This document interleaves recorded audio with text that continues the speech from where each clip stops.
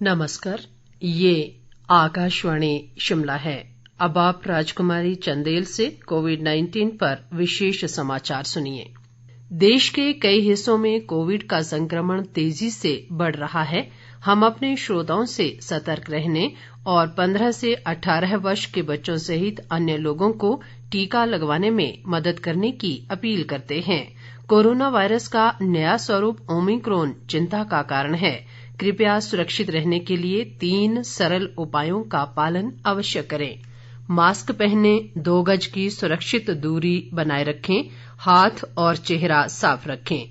Covid से संबंधित जानकारी और मार्गदर्शन के लिए राष्ट्रीय हेल्पलाइन नंबर 01123978046 और 1075 पर संपर्क करें। अब समाचार विस्तार से। देश में कोविड-19 से स्वस्थ होने की दर 94.91% हो गई है। कोरोना संक्रमण से अब तक 3,95,11,307 लोग स्वस्थ हो चुके हैं। मौजूदा समय में देश में कोरोना के सक्रिय मरीजों की संख्या 16,21,603 है। देश में कोरोना संक्रमितों की कुल संख्या 4,16,30,885 तक पहुंच गई है। संक्रमण से अब तक देश भर में 4,97,975 लोगों की मौत हो चुकी है। बीते 24 घंटों के दौरान देश में 1,61,386 नए मामलों की पुष्टि हुई है। आईसीएमआर के अनुसार देश भर में अब तक 73,24,39,986 लोगों की कोरोना जांच की जा चुकी है। पिछले 24 घंटों के दौरान 17,42,793 कोविड नमूनों की जांच की गई।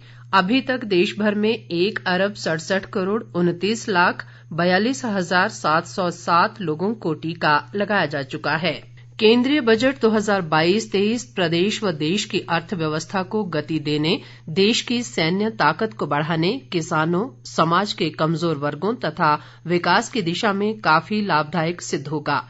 ग्रामीण विकास व पंचायती राज मंत्री वीरेंद्र कंवर ने केंद्रीय बजट पर अपनी प्रतिक्रिया व्यक्त करते हुए ये बात कही। वीरेंद्र कंवर ने कहा कि कोरोना महामारी जैसी आपदा के बीच ये बजट आम आदमी के लिए नया विश्वास लेकर आया है। उन्होंने केंद्रीय वित्त मंत्री निर्मला सीतारमण की सराहना करते हुए कहा कि ये बजट राजनीतिक व वोट नीति से परे एक अर्थशास्त्री की दूरदर्शिता की पहचान है।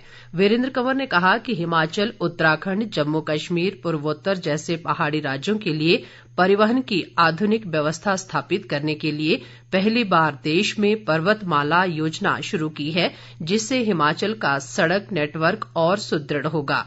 उन्होंने कहा कि बजट में कृषि क्षेत्र को उन्नत और आधुनिक बनाने के साथ साथ किसानों की आर्थिक स्थिति को मजबूत बनाने पर जोर दिया गया है।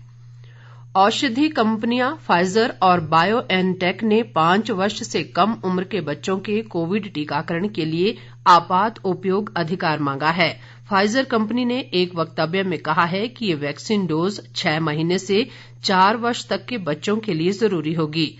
इसमें उनमें मौजूदा और संभावित कोविड वेरिएंट के खिलाफ प्रतिरोधी क्षमता बढ़ेगी। अनुमति मिल जाने पर फाइजर और बायोएनटेक का टीका 5 वर्ष से कम उम्र के बच्चों के लिए उपलब्ध पहला कोविड वैक्सीन होगा। केंद्र सरकार ने अपने कर्मचारियों के लिए बायोमेट्रिक उपस्थिति का निलंबन इस महीने की 15 तारीख तक बढ़ा दिया है। सरकार ने अवर सचिव स्तर के नीचे के 50% कर्मियों के लिए वर्क फ्रॉम होम यानी घर से काम करने की अनुमति भी इस महीने की 15 तारीख तक बढ़ा दी है। दिव्यांगजन और गर्भवती महिला कर्मचारियों को कार्यालय में उपस्थिति से छूट जारी रहेगी। भारत सरकार के सूचना एवं प्रसारण मंत्रालय के क्षेत्रीय लोक संपर्क ब्यूरो हमीरपुर द्वारा कल कोरोना टीकाकरण के अंतर्गत 4 दिवसीय मोबाइल वैन जागरूकता अभियान का शुभारंभ किया गया। कोरोना टीकाकरण जागरूकता मोबाइल वैन को उपायुक्त बिलासपुर पंकज राय ने हरी झंडी दिखाकर रवाना किया। उन्होंने बताया कि मोबाइल वैन जिला बिलासपुर के अलग अलग ब्लॉक में जाकर ऑडियो जिंगल्स व पंफलेट बांटकर लोगों को कोरोना टीकाकरण के प्रति जागरूक करेगी। इसके साथ ही ये समाचार बुलेटिन समाप्त हुआ। नमस्कार।